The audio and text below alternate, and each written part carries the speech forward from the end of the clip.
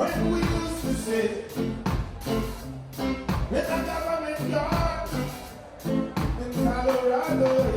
Okay, Sounding you're United. like one of us, man. Caribbean. Yeah. I'm still not born there. Yeah.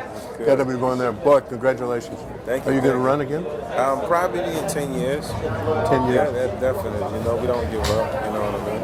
But right now, we're just gonna build some more music. You know, help the people through.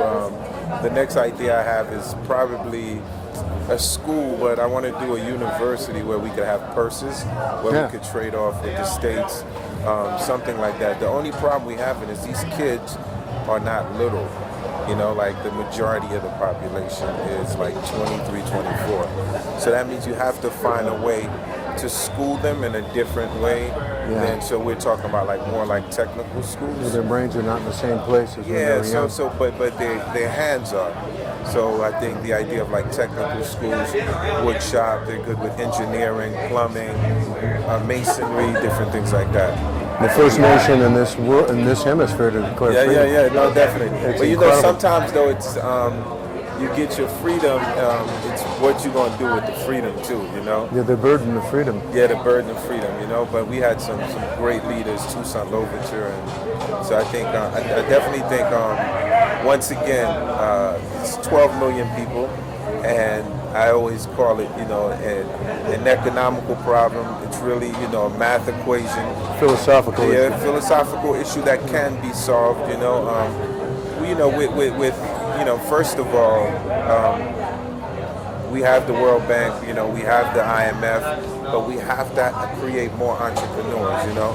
So the people who are actually wealthy in the country have to be willing to partake a piece of that stake to help move it forward. And how do they claim ownership to their own property and unleash that wealth?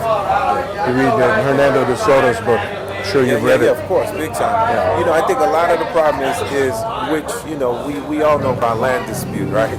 Oh boy, do we?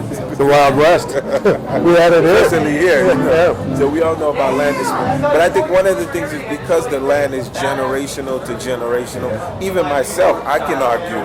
Like when I go to Haiti, I'm like, hold up, some of this land is, you know, this is auntie's land. This is my auntie's land. You know? That's it. But you know, I think even when President Bill Clinton went to Haiti, that was one of the issues that, you know, he was dealing with, trying to, you know, that's one of the biggest challenges that I think that we have on. Unleash that capital that exists, that lives in the country already. Yeah, no, definitely. You know, well, you can do that as a leader.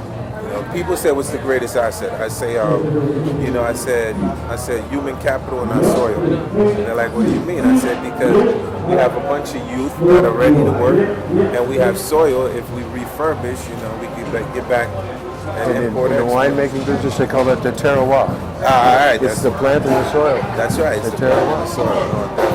Well, one of the things we're trying to do here is convince this movement. This is one segment of the movement. Yeah. It's a liberty movement.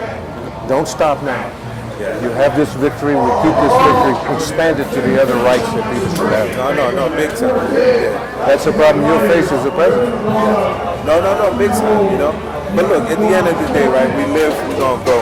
But that little space we have in the middle is so short, and at times we don't pay attention to it.